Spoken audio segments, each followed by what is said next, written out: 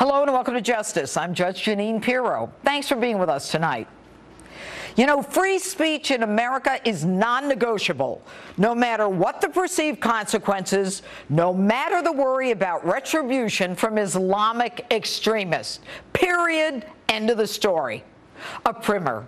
The First Amendment wasn't established to protect speech that everyone agrees with.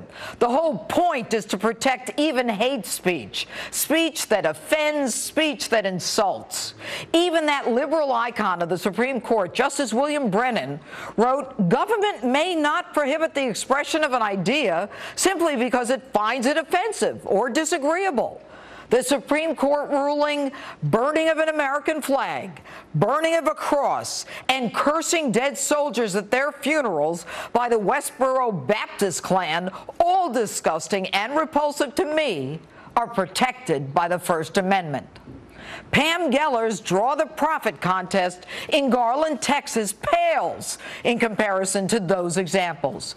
But because of her, many in the politically correct class want to rethink free speech because of the sensitivities of some. Like the New York Times editorial board, who said, blatantly Islamophobic provocations like the Garland event can serve only to exacerbate tensions and to give extremists more fuel.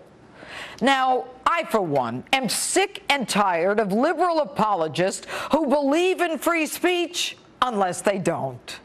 Where were they when the taxpayer dollars through the endowment of the arts put a crucifix of Jesus in a jar of urine and called it art?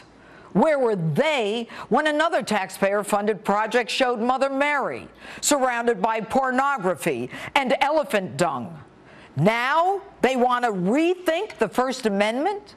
Now they don't want to offend Muslims? And to shut us up, they say the cartoon contest is inspiring ISIS to commit mass murder. Really? Was anyone drawing a cartoon of Mohammed when they hit us at the World Trade Center? They hate us. They don't need a reason to kill us.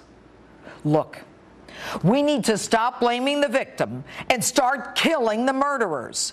A simple example. You don't protect the batterer or the abuser by telling the victim, don't get him upset, don't provoke him, and you'll be all right. Since when are we willing to surrender our Constitution to keep peace with those hell-bent on killing us anyway? The United States needs to stop wimping around and worrying about talk and start walking the walk. Political correctness be damned. We are at war. It's never been more clear. On one side, free speech. On the other, the Sharia blasphemy law. Which will prevail? They cannot coexist. Consider this. The President of the United States won't use the words Islamic terrorist, Muslim extremist, or jihadist. Won't join the leaders of 40 nations to condemn the killing of innocents for expressing their free speech. He and his sidekick, Hillary Clinton, want to arrest the guy who made the Benghazi video, itself protected by the First Amendment. And they buy an ad to apologize to Muslims for the video. And U.S.-supported UN Resolution 1618, an initiative of the Organization of Islamic Cooperation that calls for the restriction of speech involving the defamation of religion. I have long predicted this administration will cut back our speech if it offends Islam. And make no mistake, as sure as I'm talking to you, there will be efforts to limit our First Amendment, our free speech, to comply with Sharia blasphemy laws, which call for death to those who slander the Prophet Muhammad. Imagine a nation founded on Judeo-Christian ethics changing the rules for a Muslim prophet. And I don't care if you like Pam Geller, you don't like her, or what her motives are. She has the right to say whatever she wants. Now, I don't agree with what Pam did. It was probably a dumb move. But she did something that critics may not have thought about. She opened our eyes and teed up the discussion about whether free speech in America survives the pushback from Sharia law. The First Amendment, besides giving us freedom of speech, says that Congress shall make no law regarding the establishment of religion, which means I don't have to live under any religious rule, especially one that tells me not to criticize someone else's prophet. For the first time, I'm worried about whether or not the present so-called politically correct climate will restrict our free speech in line with Sharia requirements.